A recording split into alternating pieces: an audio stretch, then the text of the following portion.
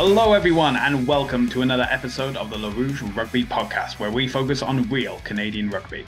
I'm Stu Hardy, joined as always by Derek Brissett, and we are also joined by an icon of Ontario rugby, the Arrows 2022 captain, and he's been a stalwart ever since the Arrows began in Major League Rugby. Ladies and gentlemen, Michael Sheppard. Mike, thank you for joining us for this episode of the podcast.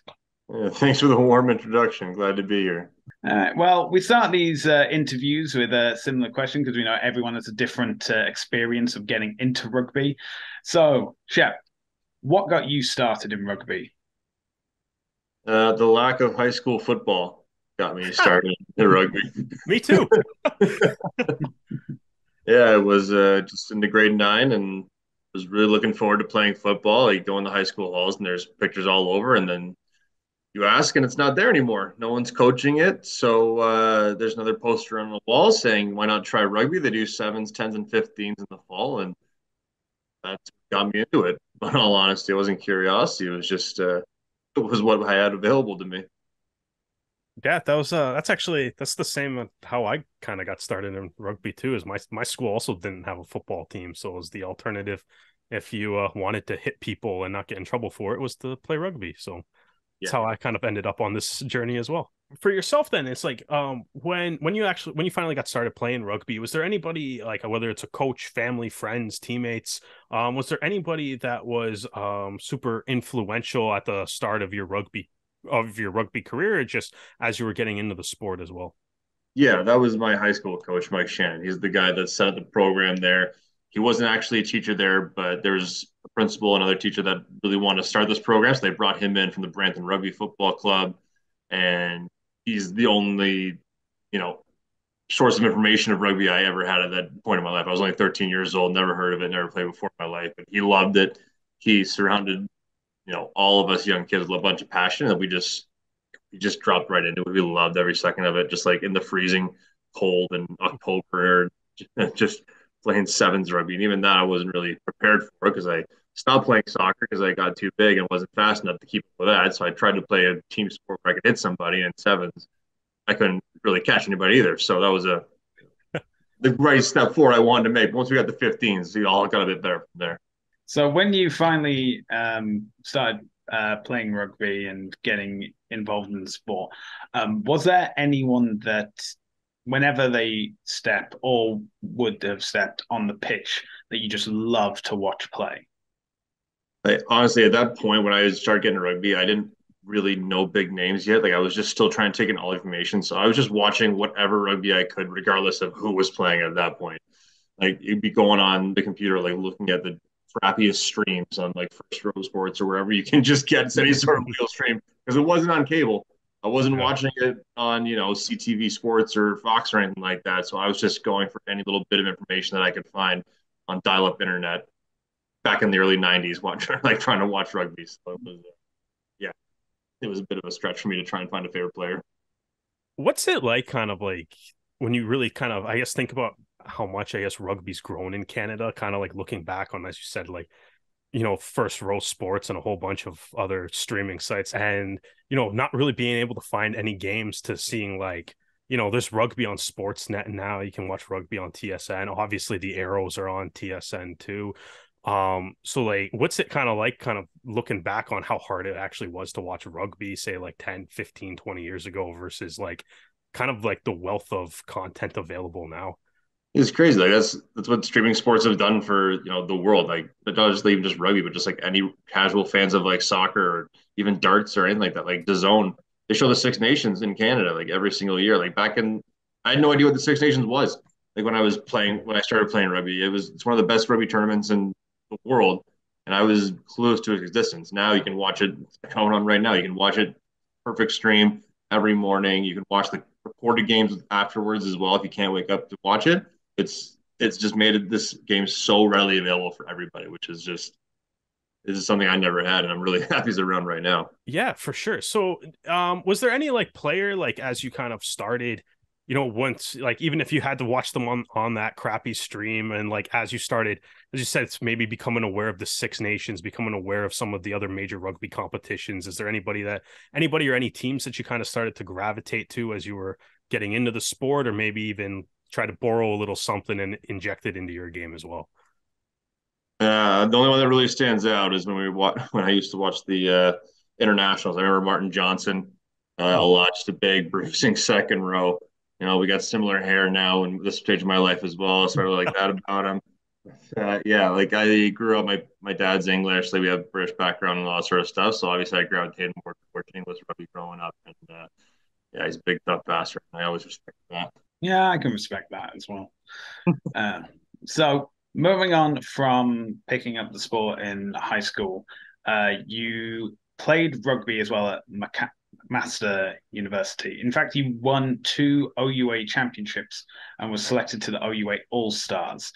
So, how important was university level rugby, and should it provide a stepping stone towards professionalism for Canadian student athletes? Yeah, for my personal development, it was absolutely massive. So I went to Mac. My high school principal was a Mac alumni, and so was Mike Sheppard, my high school coach. And I went and saw a few different universities, but McMaster was a good fit. I grew up in Brampton. I didn't want to be too far from home. It's only about an hour away. So went and visited the campus. It was great, beautiful, good rugby program. When I had gone there, I think they had won like 4 of the 5 previous years as well. So it was good to step into a program with that winning history. And the amount of and this again, going from high school where I had one coach trying to coach 30 different kids. Now you go into a university program where you have a forwards coach, you have lineout coach, you have attack and defensive, and a bunch of different minds coming together to bring one big scheme. That was my first real introduction to like, okay, this is how you can actually set up a decent rugby program with a lot of depth at the positional level. So, just for me, it was vastly important. I think as we get towards a more professional environment in Canada, it's more and more programs like Queens and Guelph and Laurier and all the ones out west like UVic and UBC. The talent that's being produced from those young ages is vastly important to growing the sport into the adult level. As a non-Canadian, when you were competing in it, what did the OUA championship involve? It was everything. It was all of our dreams. Like I had buddies that went to different universities, different programs, competed against them. And I had a bunch of friends that went to back as well. And winning the OUAs as a young man was what we had. That was the goal. Like you wanted to win that championship. That was the highest level of rugby that you could be playing when like you're 18 to 21 years old. That was the dream. That's what you wanted. You wanted that gold more than anything. I remember that very specifically. Yeah, I don't really know how to answer it more than I just wanted it really, really fucking bad. Do you have any like specific memories of like the championship games or anything that you kind of like really look back fondly on as like it's like, as you said, just like a really big moment in your rugby career, because that at the time was definitely the peak of rugby, if under a certain age anyways. Yeah, for sure. I look back at the winning fondly because there's nothing like winning a championship, especially with your buddies at that time. Was not too fondly as that game was always played in early November Right. at Fletcher's Fields, where it is just god awful weather. It is muddy, it is cold, it was rainy every single year. Whether we were playing in that gold medal game or the bronze medal game, it was all played there. It was all at Fletcher's, and it was always just a miserable, cold November day that you had to play that. And it's just, and again, growing up, if you grew up in the UK, that's the kind of rugby you're probably used to year round. But that is exactly what we had to get used to, especially as a young guys and young boys playing that game. You got to harden up really quickly if you want to survive in that sort of environment. Yeah. So, you obviously went from the university level and then played a lot for, at the club level with Brampton, Stony Creek, and ultimately a lot with the Ontario Blues as well. And we kind of want to get into a little bit of how like the Ontario Blues and the connection to, I guess, the beginning of the Toronto Arrows and that kind of evolution. But we'll maybe just start a little broadly. Like, do you have any like favorite memories of your time representing the province of Ontario with the Blues program over the years? Yeah, I mean, the same thing more or less with the university. Like the championships stand out as well. Obviously, the Ontario Blues was a massively successful program in those early 2010s, even late 2000s years. My fondest memory is just like that was the first time I got to play with real men. Like, yeah, I had played like the club rugby, high school, and university rugby, but then once you get out of that, then you're 22, 23 years old, and then you're actually playing with, 29, 30, 31, 32-year olds that have played for Canada before and are well aware that they can beat the shit out of you. And you learn that pretty quickly. Like, you're now playing with men. You're not, the best in your age class anymore. You're not the best in your schools. Like, you're here to get within the shape for the first 2 to 3 years before you actually can make something yourself in that league if you stick with it. Yeah, and obviously you did stick with it, and eventually, like, what was, I guess, as a player that obviously played for the Blues and then played for the Ontario Arrows and eventually the Toronto Arrows in Major League Rugby, what was kind of like that transition like of, being a player that's part of a program that was slowly gravitating from, I guess, being a provincial representative team to eventually becoming the first professional rugby team in Canada? Yeah, we just said it. Like, it was slow. It was a long process. Like, that got not dragged out is necessarily the right word, but like, it was a long process of, okay, this is the Ontario system. This is what we play. We play three different teams from all across Canada. Like, you have the Rock, you got BC, and you got the Wolfpack, but you're just continuously playing those three teams. And yeah, we did like some fun, good little mini tours. Like, we went out to the Scotland. Some of the boys went down to South America for 1 year tour as well. But it really, like, it had to evolve at some point. Like, eventually, you couldn't just keep playing BC. You couldn't just keep playing the Prairies. You couldn't just keep playing the Rock. Like, something had to come from that to make Canadian rugby better and to like make it a more widespread and accessible sport. So when that first year changed and we had the Ontario Arrows, okay, now we're taking a trip down to Houston. Now we're going to take a trip down to Utah.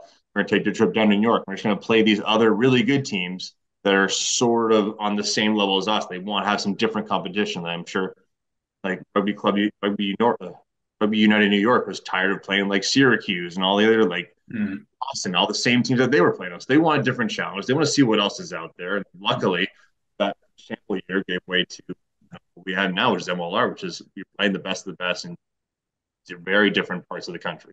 As a player on like on an individual level too, like what was, I guess, the transition from going from playing amateur, essentially like amateur rugby, to being a professional rugby player, and that 2019 season of being a fully realized professional rugby season? The biggest transition is the off field stuff. Like, at least for me personally, like, you're playing provincial rugby with your friends that you've been with forever, and some of these games, they might not mean anything. So what do you do after the game? You go have pints, you go out and we get on the town, you go down John Street, and you just get totally annihilated. Whereas now, these games mean something, and then the next week also means something. So you're really trying to take care of your body a bit more. You still go out for a few beers, but you just drink a bit less. You're just smarter about it. You make sure that your recovery's there as well the next day. Like, you're not eating shit every single meal of the day. You're watching what you put in your body. You're taking care of your body more because of what it means to not just you, but everyone else you're with as well. No one wants to be on a team, a professional team, with a bunch of booze bags. Like, you're all there to win. Like, that's the main goal, essentially. So that was the biggest transition for me. It wasn't so much the on-field effort, because these guys were still busting their ass in practice and trying to be good rugby players, but it's the off-field shit that really was that big transition for us. Speaking about the first season with the Toronto Arrows, so the Ontario Arrows had been set up in like late 2017, early 2018. There have been a few exhibition games, but the turnaround time from the Arrows being named as a team for the 2019 season and then actually playing that season was quite short. It was only a few months. So how were things in like the training camps and behind the scenes? Like, how were you and your teammates able to prepare in such a short time? I understand that you get the rumor mill had been like, oh, Toronto's joining, or the Ontario Hours will be joining in 2019. Yeah. But you're waiting on like that rubber stamp to come through and you to really get going. Yeah. So it was frantic. It felt at times. I'm sure my memory isn't serving me quite well, but we had a lot of good pieces together. Like, again, was the majority of that Ontario senior men's program. So we already had a lot of good chemistry, a lot of good guys that knew what they were doing. And then we were just waiting for some other pieces to come in. So while we were waiting for that final stamp of approval to play in the league, we're also waiting on guys like Sam Malcolm or Morgan Mitchell, Spencer Jones, guys that are coming into this environment to help fill some of those small gaps that we have and to potentially make us better, which they did. So really, it was catching them up to speed on what we'd have already known for years together as a core group of players, and then integrating them into that system, which thankfully was quite easy because they were all smart guys. They were all quality rugby players. Sam still plays with us. Spencer's out in Boston, and he's going to get a good career for himself as well. But we picked these guys because we knew what they could bring to our team and to bring us that kind of success. So, yeah, it was a bit crazy at the start. It was not a lot of time to prepare, but thankfully we had a good foundation, and we just had a few blue guys come in to really stick us together. Yeah, and so as the season started, you guys kind of got stuck with a huge 8-game road trip the entire first half of the season on the road. How was that as a introduction to professional rugby for not even really having a home game for the first 2 months of the year? Yeah, it was. It's essentially what you think it is. It's exactly what you think it was. It was leaving for a weekend and then flying back in, trying to get a few practices in on your home field before you pack up again to go on the road again for another road trip. And look, it was rough. We pulled together. I think we finished 4-4. We won 500, which I think was honestly fair. I think that was a good outcome for what you could expect for a team that's going 8 weeks straight in the road. But the best thing that we did get out of that was all the exposure we got to have together as a team off the field as well. So it was that really important social bonding that we got to do, like I mentioned before. Even though it was still under control, that's a good time to get to know these new guys and, understand what they're playing for, why they're playing for it, and how they can make ourselves better and how we can help them make us better as well. So it was a really good chance to do all that team social bonding, which anybody that's played in a sporting environment knows that it could be almost as important as the on-field bonding as well. Yeah, any super like fond memories, or maybe like an off pitch memory from that road trip to start the Arrows endeavor in the professional rugby? Anything that you're allowed to talk about on this, anyways? Yeah, well, if you're talking about New Orleans specifically, no, I'm going to keep that one. I'll keep that one close to chest. But no, there's nothing really specific that just stands out to me. It's that was a long time ago, but I'll never forget the boys I was with. Like I always keep in contact with Morgan and all those guys, even Rob Brower, guys have retired since then. Like you form really good friendships and good bonds with those sort of guys. Like you're not gonna be able to be creative. Yeah, for sure. So obviously at the end of that road trip, you guys got to come home, play the first professional rugby game on Canadian soil. Unfortunately, a loss to NOLA. But like, what was that experience like in the first home game here in the Anthem on Canadian soil the first time with the Arrows colors as well? It was great, man. Like I remember walking up, like they had the Arrows flags put up all the ways you're walking onto that York field. Like it felt like a professional environment. Like you walk around, you see the Toronto Arrows symbol everywhere. You see fans pouring in. I don't remember if it was that game or it was a different game. I remember they ran out of beer as well at some point. Like and I remember that was the first game. Yeah. I mean, that's pretty much as Canadian as you're going to get. I'm going to put it that way, like at a first rugby game. But as far as the on-field stuff goes, like you hear the cheer, you hear the roars, like you want to play in front of these fans. Like my mom and dad were always there. Like my brother and sister were there as well. Like it always adds that good special feeling to playing in front of your parents and your siblings. But overall, again, you already said it. It was a loss. It was a tight loss, but a loss nonetheless. But the experience overall was, again, one that's just really hard to emulate now. Yeah, and then obviously the second half of that season, after that loss, you guys rattle off 7 straight dubs to clinch the playoff spot in very dramatic fashion in the final game against New York as well.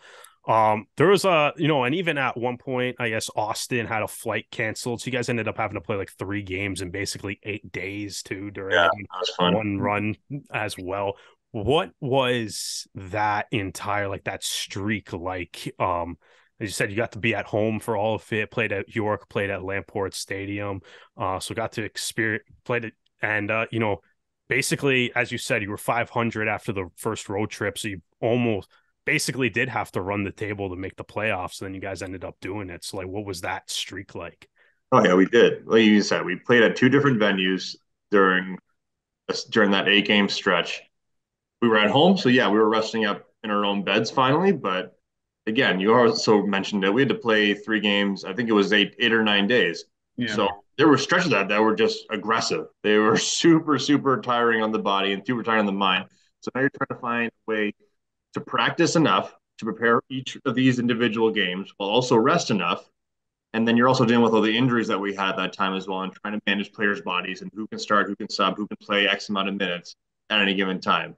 So at one certain point, we're just running on adrenaline. We're running on the wins. That's all it is. We got the fans behind us. We're winning every single game. And again, I don't think a lot of those games were blowouts. I think most of those games were within two scores for the most part. Like they weren't easy by any stretch of the imagination. So yeah, I'm going to put a lot of that on adrenaline and overconfidence.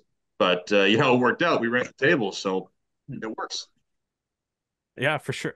Any emotions or thoughts watching Sam's drop goal go over the post at the end of the 16th game? Oh yeah, it's still right over my head. I was just watching. I was like, this kid's special. This is great. And you just start running back, and there was still like 2 or 3 minutes left in that game. So it was like, all right, tackle, tackle, tackle. That's all you got to do for the next 3 minutes. He's done his job. Everyone else, do your job, and we're gonna get out of this one. And it was epic. It was great. Yeah. I remember when, and I'll get onto this point in a second, about the coaches were saying that when the drop goal went over, they were the other side of Lamport Stadium, and they just heard a wall of cheers hit them from the crowd, because I think it was the largest crowd the Arrows had had up until that point, and just the amazing reaction. And being there, it was certainly amazing to watch as well. But move on to the next season. So 2020, that was set to start out similar to 2019. The first 8 games would be away, and the final 8 would be at home. Of course, best laid plans. That didn't go down. It only got to the 5th game. You guys were in Colorado after falling to the Raptors. And then you get told the season's taking a 30-day break, and then the season's been cancelled for the year. So, question: how did you adapt from being geared up for another season and then having to just stop everything? I think most folks call it depression. I think is what it is. I think is what it's called. Yeah. So I've heard of that. Yeah, it happens. But, we started that year great as well. Like we had added a few extra really good pieces as well onto our already strong foundation. We started off 4-0 the road as well. Like we are doing phenomenal to start this year. Yeah, there was a tight loss to the Raptors, which is obviously frustrating. But then, like you already alluded to, okay, guys, we're just gonna take a quick break with COVID. We'll be back in 1 week. 3 days goes by. Okay, it's gonna be a month. 2 weeks goes by. Like, all right, so here's your money. We're gonna see you guys in 8 months. Like, come on, like this just sucks. But yeah, it's ultimately depressing is the only word I can put for that season. Just what could have been. Did you join the sourdough craze during lockdown, or did you do anything else to occupy your time? No, I kept working the entire time in the beer industry. So Ontario, it's an essential service. So who knew, right? So I did not stop working on. Fortunately, but no, that was actually the one good thing about my job at the time. No time for sourdough. Well, beer's got to get delivered, right? So it's working with a different kind of yeast product. I can only do so many things. Yeah. Well, 2021 came around, and because of the border situation, the long road trip that was 2019 suddenly looks like a weekend away as the Arrows bunker down in Atlanta, Georgia, for what was meant to be the start of the season, which obviously then dragged out to the entire stretch. And yeah, we've spoken with like other players. We've spoken with some of the coaches of just like the mental aspect of being away from families for essentially like 4 months. Um, but can you describe how you were able to keep morale going through such a difficult and unique time? Difficult and unique. Yeah. Yeah. It's essentially like those 4 months in Atlanta were essentially like going on a 2 week vacation to Vegas with your best friends, but it was only the last 3 days of that vacation straight. Yeah. You're just completely, you know what I mean? Like you're still in a good place. This is still supposed to be a lot of fun, but I got to get out of here. Like, this is just too much for me right now. But as far as morale goes, like we had a good group of guys. Like we went golfing, we would go tubing down the river. Like it was just at a certain point, just trying to do different social things to keep our spirits high instead of falling in the same routine, going back to the same hotel. Uh, yeah, morale.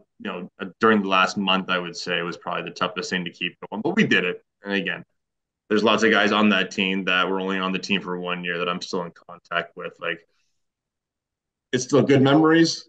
Was it always good? No, but it's still playing rugby. It's still playing a great sport with your friends. So you can't knock it too harshly. You know what I mean? And because of each team having 2 bye weeks, for the first bye week, were you all of the mindset of let's just go off and do our own things?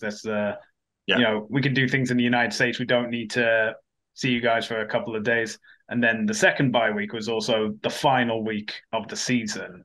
So you guys were able to go home essentially like a week earlier. So I guess that must have been a great reprieve of just being back on familiar ground. Yeah, that last week bye week was just a nice little blessing in disguise, just to be able to get back to our families. Because a lot of guys during that first bye week, like myself included, would have loved to have come home, see their families, see their partners, see their dogs, all that sort of stuff, which was, unable to happen. So that final bye week, I guess most people were ready to go see their families, and, hug some loved ones and get out of the hotel room forever, really. Do you guys stay at the same hotel if you're going back to Atlanta, or do you avoid that one? Yeah, I get PTSD whenever someone brings it up, and boys love bringing it up as well. The Marietta. Oh, yeah, no, I don't like it. No. Next Okay, it's question. a different hotel for the season opener this year, then. Yeah. Yeah, let's hope so. So obviously, we'll move on. You got named captain for 2022 season. So obviously we did kind of mention you've been with the club since well beyond the formation of the Toronto Arrows, essentially. So what was that like being named captain for the 2022 season? Yeah, didn't see it coming.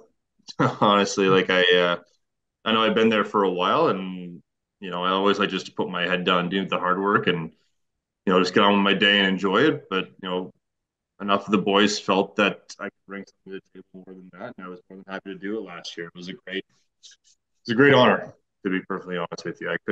I couldn't have had a better group of guys to lead and have supporting me as well during that time. So yeah, it had been a very, very, very long time since I had been in a leadership role like that, and I welcomed with open arms. It was challenging at times, like anything is, but got through it, had great times, and got some good experience out of it. Yeah. So when you were announced as captain, it was also announced that Lucas Rumble and Sam Malcolm were your vice captains as well.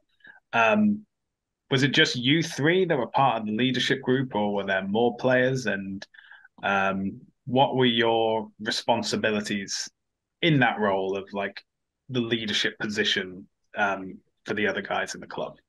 Yeah, so we had us for the three main of the leadership group, but then you also have your attack leaders, your scrum leaders, your lineout leaders, and your defense leaders. And basically, it's just to make sure that we're all on the same page at the end of the day. So the attack leaders, they'll do their own thing, defense leaders their own thing. When we bring it all together for big information for the collective group, we just all make sure that everybody's on the same page. Everyone's giving the same direct messages. So there's less confusion, or at least the least amount of confusion as possible to be given when we're given the direction for, like, say, we're playing in a week this week at Dallas. What's the weather going to be like? What's our style of attack going to be?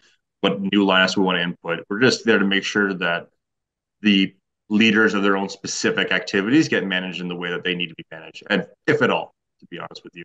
because at this level, most of the boys are pretty smart, pretty on the ball with their tasks they need to do every week. So during the off season this year, there's been notable names leaving the club. So Andrew. So basically, it seems like half the guys have gone to Boston to apply their trade down there. Um, and we've had like a bunch of like new guys coming in, and we're just we've already had one preseason game already.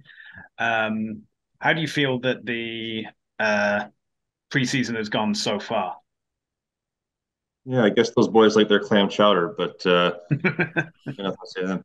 Yeah, yeah. This club's preseason's been uh, hit the ground running. Like we have all new S&Cs as well. Like there was a lot of coaching staff turnover that came in this year, just not from the player standpoint.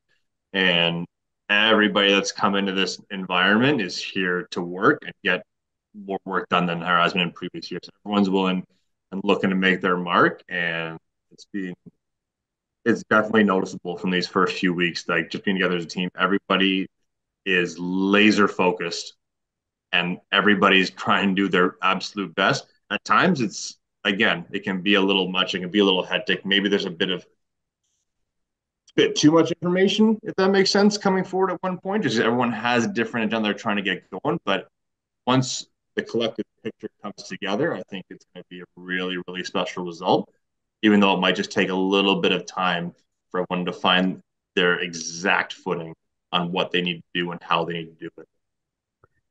Yeah, and I think you kind of talked about that a little bit earlier, but like obviously there's a handful with players moving out. That means there's obviously a handful of new guys coming in.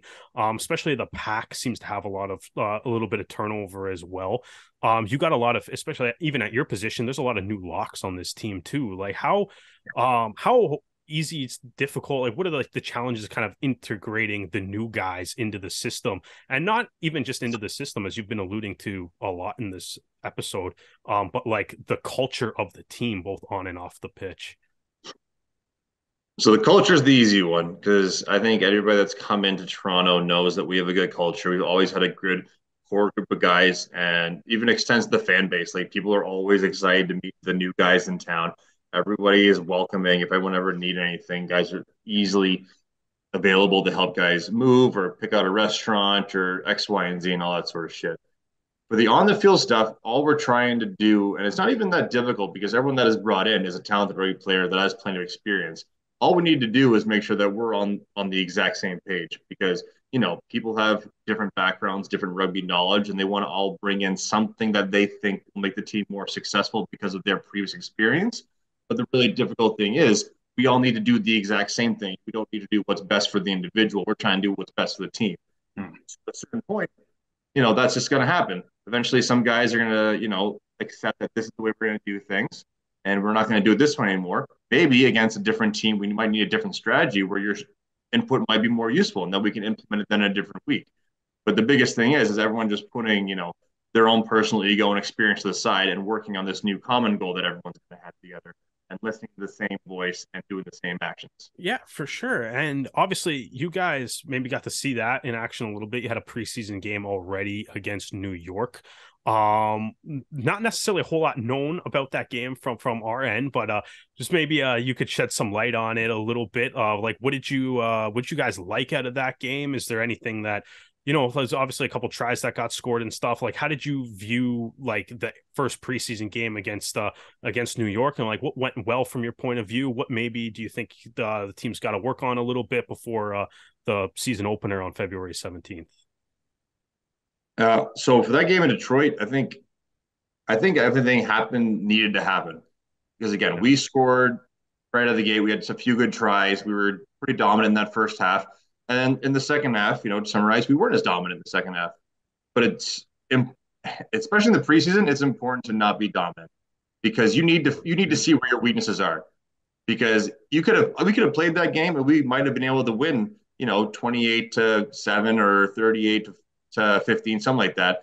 But if our weaknesses aren't exposed and we can't see them on the field, there's no telling what other teams can or cannot see either. So as long as you can identify your weaknesses early, that gives us more opportunities to work on those weaknesses and make sure that they're not weaknesses, come week 2, 4, 10, and then 16.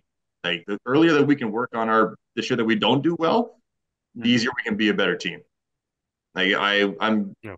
I have no problem with us having, some tries scored on us because you really need to see your flaws because you honestly don't really see them until they're shown to you. So Yeah, that makes sense. So we're gonna move away from the arrows for the moment and talk about your time representing the Maple Leaf of Canada. So your first match for Canada was against Kenya in the 2019 World Cup repechage tournament. Um, so, so first of all, how did it feel to be selected to represent your nation? I think like a lot of that is like similar to the arrows that came quite fast as well.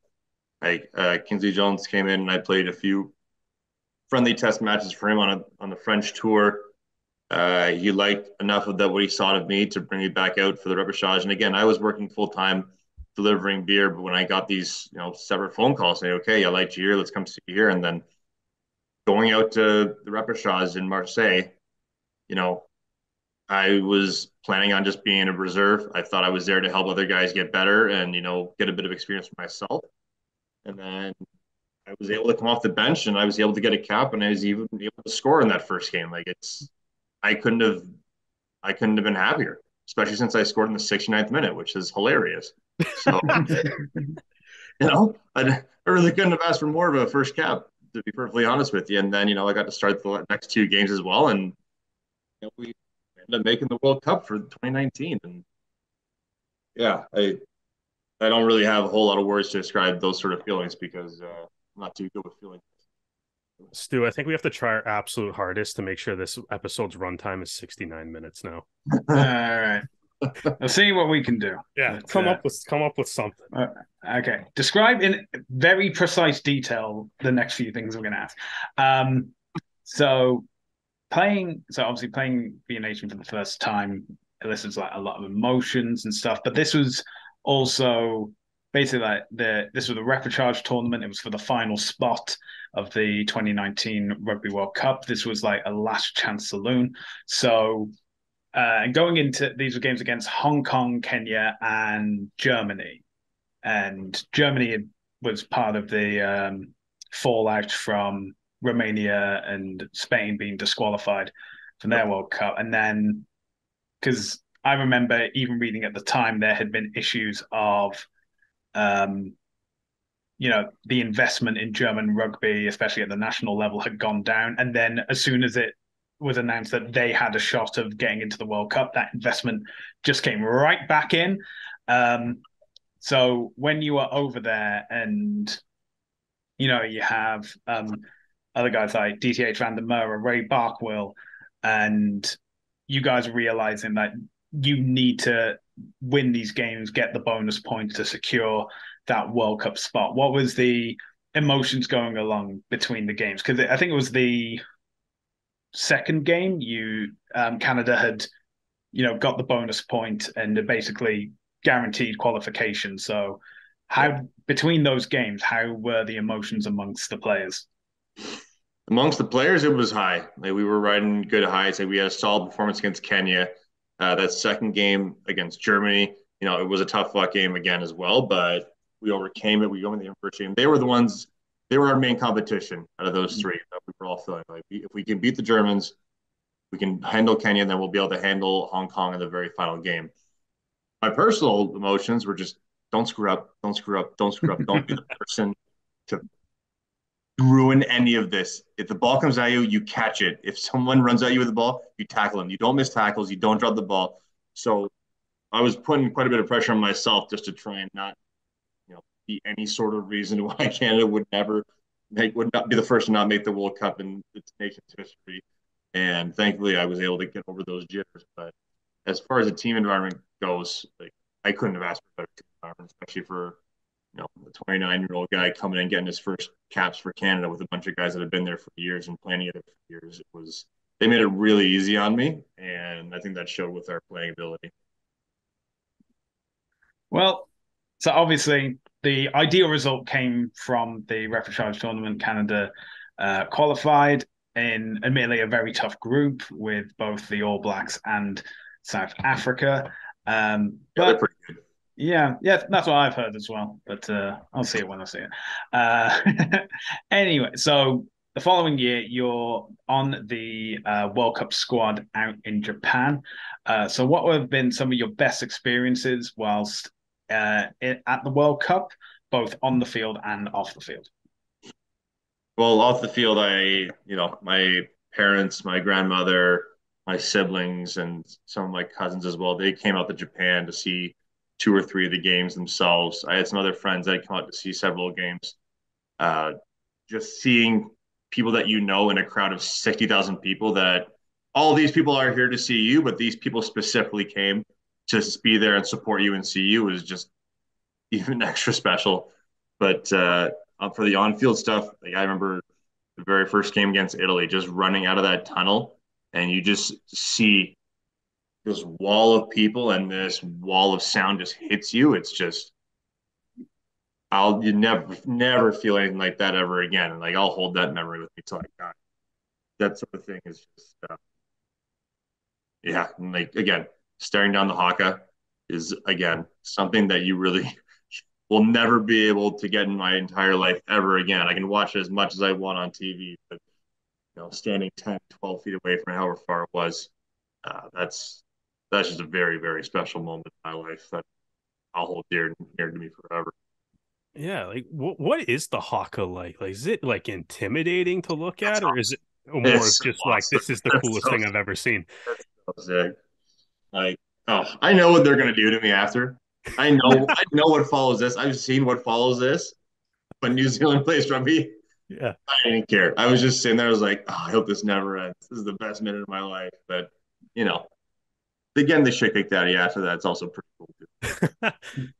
Yeah, at least you get that. That's not everybody gets to play the All Blacks in a World Cup though, man. It's I mean, it's a special like occasion. It's not like Canada doesn't get to play them that often, right? So like I it's mean, if gotta you be a watch cool that game, experience. I could say I tackled an All Black in a World Cup game. So I'm happy with that.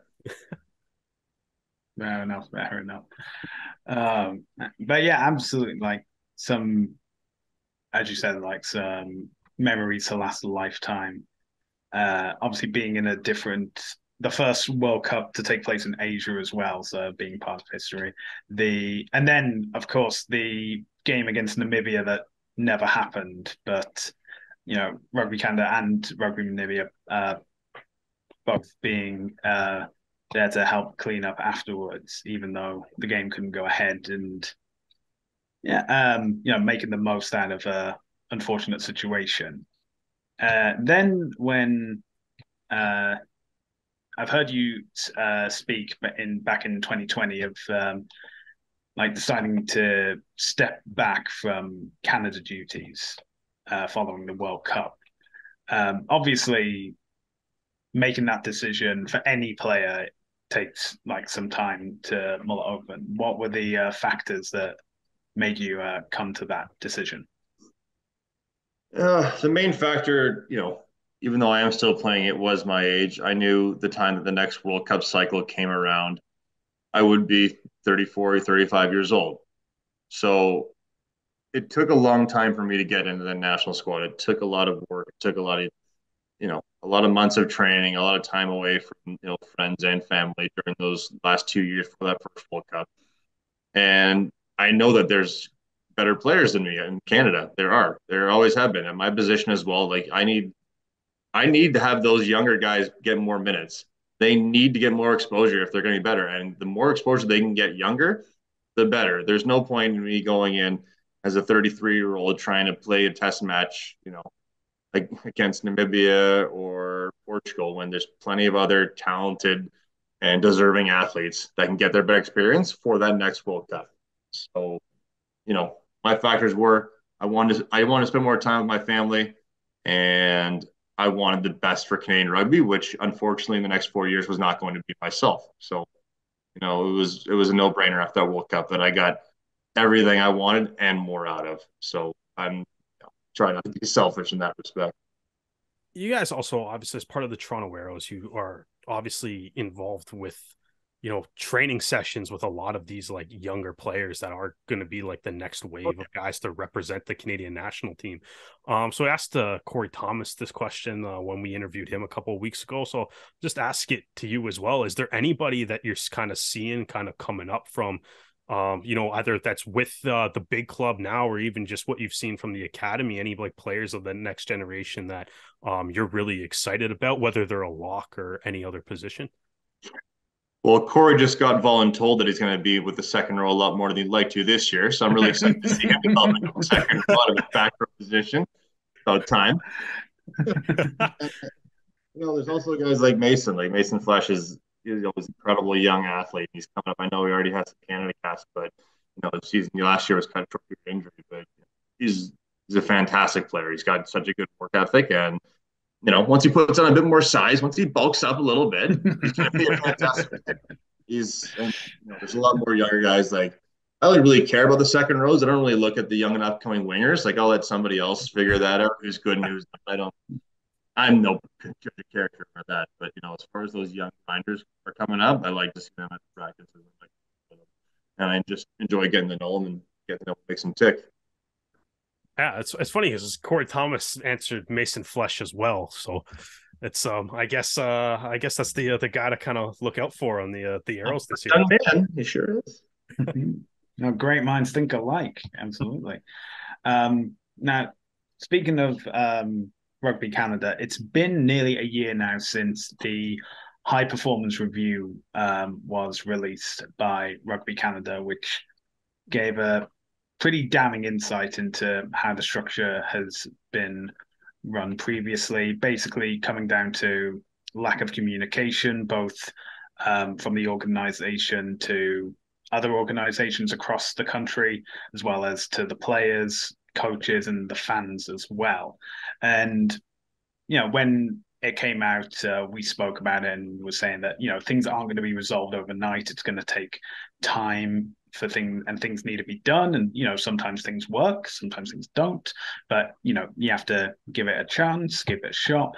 But following the High Performance Review and from your experiences with Rugby Canada, what needs to change for Rugby Canada to improve from your perspective? I think you just said it. It's the communication. Like, that is from top to bottom. Like, people need to know what's going on. People need to know what to expect. If you have, like, say, a 3 or 4 or 5 year plan of how things are going to progress and develop, everyone needs to know what's going on. You can't leave people in the dark about, what your plans are for the future for any organization or any sort of, or rugby club for that matter. You need to know, like, if you're coming into this as a young individual, what can I expect my development pathway to be over these next few years? Like, I don't want to come out, like, I've heard stories like guys growing up going out to the island to try and play rugby for Canada, and they end up sleeping on a couch, and they don't really have enough money to make ends meet. Now, I know that stuff has been fixed in the past. Like, guys, they built the High Performance Center. They have places for guys to stay, everything they can nowadays. But you can't just delude some young kids and think, hey, if you come out here, everything's going to be sweet. You're going to be totally taken care of, and you're going to play for your country at the national level one day. You need to set realistic goals for these young kids. Like, this is what I expect from you. This is what's going to happen. And if you genuinely think that this interests you still, come on out here and we'll make you the best rugby player that Canada has to offer. But you need to be upfront with that sort of shit from day one. All right. So, you've been talking about playing with the Arrows as well as working in the alcoholic beverage industry. And you previously mentioned in interviews that you've been able to work with Cold House Direct outside of rugby. So professional rugby, thankfully, is growing not just in Canada, but also in North America as well. But, even in, in some of the top leagues, like in England or in France or across Europe, you'll still see players that have, professions outside of rugby. So, for example, DTH van der Merwe, when he was playing in, Glasgow and for the Scarlets, he was also training as a firefighter as well. So, as professionalism begins to grow, do you think players will still need to rely on other employers, or do you think there's going to be a push soon to increase MLR player salaries from its current cap? Well, I'll just say I really do. I don't think they should be reliant on the other professions, but I do hope that some of them still pursue it. Like DTH, for example, like everyone knows that there is going to be life after rugby in some form or another. So if you want to follow something you're passionate about at an early start, by all means, go do that. Like there is zero harm in having, more feathers in your cap. Do I hope that the salary cap and player salaries increases? Absolutely. But, as you probably are well aware of, that's going to all start from the fan base. Like people have to come out and watch games. Like we have to watch more games on TV if you don't come out to the action games as well. Like this money that's going to come to the league, it's got to come from somewhere. It comes from viewership. It comes from growing the sport, growing a solid fan base, and having your ticket sales, having TV sales. Because once that sport grows in that respect, then you can get bigger, better contract deals for TVs, and all that money is going to go somewhere. It's going to go into the players' pockets because you're putting out a product that people want to see. So yeah, I absolutely hope that it keeps growing, and I hope that players get paid more so they don't have to work two jobs. And it just comes down to, hey, are we putting a good enough product out there? Are we playing fun, exciting sport that kids want to watch, kids want to play when they grow up, and they beg their parents to go watch live? Okay, so a question that's been coming up with other MLR teams has even been brought up by the commissioner is having players' names on the back of jerseys to increase, you know, making special jerseys, having names and numbers printed on the back as well. As a player in MLR with a team that currently doesn't do this, are you for or against having names on the backs of jerseys? Do it. Absolutely do it. Why not? That's what these kids like. Okay, this is an American league. Make it like every other American sport because I'm pretty sure the NHL, the NBA, and the NFL are doing just fine. And the MLB, they're doing pretty good as well. Like they're doing something right. Like I don't think that copying them would be the worst idea in the world unless you hate making millions of dollars. But I don't think. Okay, you can be a rugby purist, you can be a traditionalist, and understand like, oh well, you're just a number four. Like I know you're a second. Like put the name on the jersey. Let some kid. Again, if I was back in high school and I got to go see one of these games, I would be in the same problem as I was watching on TV. I don't know any of these guys' names. I have to look it up later Yeah. and figure out who I actually like. I didn't know Martin Johnson's name just by seeing him play a few games for England. I need to go and figure out who this guy is. And if I can watch him again, like, hey, there's Johnson. I like Johnson a lot. I'm going to support Johnson. Then you know what? Then you go out and buy a jersey or, actually do something else with the name. But yeah, I think it's a great idea. I think anything to help grow the sport and get some more money into it has to be a no brainer.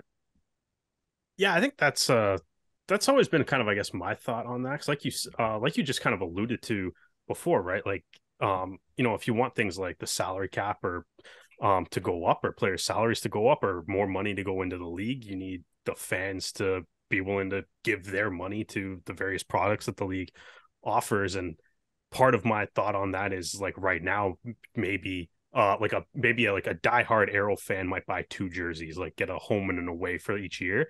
But it's like if you could buy a jersey that you can get one that says Sheppard, you can get one that says Rumball, one that says Flesh, one that says Malcolm. You're probably that diehard fan is now buying maybe like 7 jerseys. I don't know. I'm just throwing out numbers for the I'll sake say of right the now, my argument. mom will buy a Shepherd jersey today if you make. We'll put money in your pocket, Bill. If you just put Shepherd on that back, I guarantee it. Well, there you go. See, this is how easy it is. Yeah. It's like we already sold one Shepherd jersey. Good Yeah. pitch. There you go. Yeah.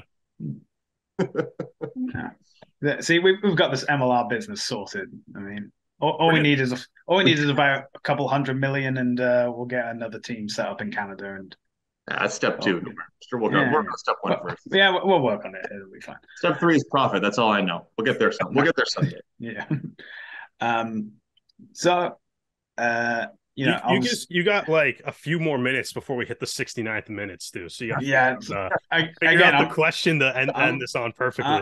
I'm fleshing this out as much as I can. So, obviously, you've had a very illustrious career so far. You've played for the Ontario Blues and what's now become the Toronto Arrows. You represent your country at the Rugby World Cup. When it does come time for you to say you're going to hang up the boots and call it a day, what do you want to be able to say that you've achieved when your career finishes? I would like to say that I left the place better than I found it, is essentially what I want to do, which I think anyone would want to do when they go in any sort of professional environment or any working environment or any, personal environment, no less. Like you just come in, and I remember a lot of things fondly. My most fond memories of that 2019 season, even with a lot of the Blues seasons, like in the Rugby Canada years I was there, there were so many great things with a lot of great people, a lot of great wins, experiences, and friends made along the way. But there were some shit things as well. It was never all, rainbows and puppies and all that sort of stuff. And thankfully, I've been with the Arrows for long enough that, we have made some changes. I've been there long enough. I was only probably Canada for 2 years, really, in the highest level, like playing with that national team. So I wasn't there enough to enact any sort of real change. But with the Arrows, I've seen us come from having to do, some long commutes for training and in some different environments. We adapted as best we could and we had some good results as a result of it. But now, we're in this 2023 year. We have a great home base. We have some excellent facilities set up with a lot of good talent, coaching and player and management wise. And I think everything that's coming together this year is a result of a lot of years of hard work and a lot of trial and error of seeing what doesn't work and what does work. And we've been able to keep the good things and we've been able to adjust the bad things. And maybe not even bad things, maybe just things that just didn't quite work for us, but now are working better than ever. And hopefully that just is going to stay this the way it is. And it can even get better from there. But that's really all I can hope for is just that when I do leave this, great place, basically home to me for the past 5 years is going to be better than when I found it. So outside of your own career, MLR started out in 2018 with only like 7 clubs. It's now expanded to 12. Obviously, we wish it had been more, but financials were a concern. But what are you hoping to see, both as a player and a fan, from MLR and also Rugby Canada over the next few years? Well, I think for Rugby Canada, it's a pretty obvious one when that 30-31 World Cup comes around to the Americas. Like, I want to see a Canadian team that is ready to compete and ready to put on a really good show for home fans as well. And I think they're doing a good job with all the young players that they're bringing in and keeping them together. And hopefully, as these next few years go by, that team gets stronger and more cohesive and they bring in even more better talent. Just like we did with the Ontario Blues. They have a good starting group of young core players. And then over the next few years, maybe they bring in 1, 2, 3, or 4 more good glue guys that can really add to that team. Because when that World Cup does come around, I want to be able to watch those games live because I will be going to watch them. And I want to, see some good results. I want to see them just play a good brand of rugby that people can get excited about. The same thing that the MLR is doing. I want that to keep being as exciting as it has been. There's been some really good games over the past few years. There's been some good finals and some good rivalries are really starting to spurt up as well. Then as far as the MLR goes, I just wanted to keep getting better and better. Like they don't necessarily have to keep adding, more and more teams. It doesn't need to be a 32 team league like the MFL or the MLB. But if you can get to a solid good 16 teams that play a really good brand of rugby that can, generate revenue, good fan bases, and you get more of those games on TV, like not just like on the select local channels, but you can actually get it like the CBS Sports Game of the Week.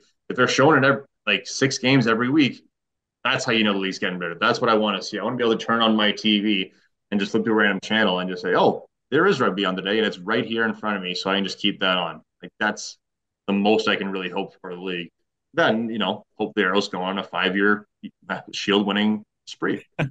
most importantly, that's not too unrealistic, but yeah. No, of course not. I mean, personally, I would have said 7 years at least, but I mean, if 5 is, you want 7, take 7. I'll be happy with 5. But I just guy. So. Agreed. So we'll circle back to the Arrows just as we're wrapping up here. Obviously, you guys got one more preseason game against Old Glory DC this week, and then the season starts with Atlanta next week. Like, what are the expectations that you guys have going into this season? Obviously, you may have just kind of said it's the first of at least 5 Shields in a row. Yeah, the expectations are high, and those expectations are put on us not necessarily by our coaching staff, but just by ourselves. Like the amount of talented players that we have in the room and on the field is crazy. We have so much talent. We have a lot of depth this year.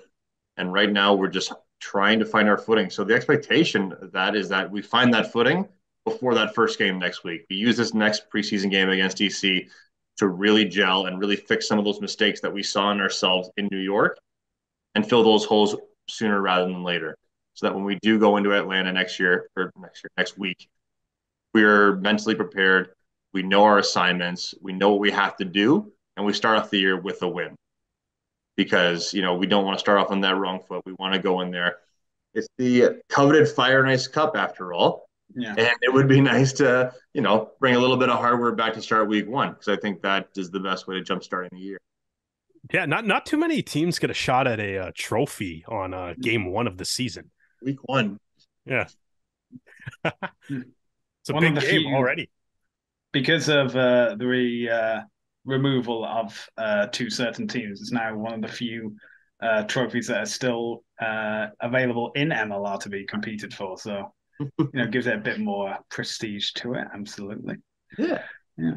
Well, we're all looking forward to watching the Arrows on TSN when it's away, and we're looking forward to I think it's April 8th, which is the first home game of the season.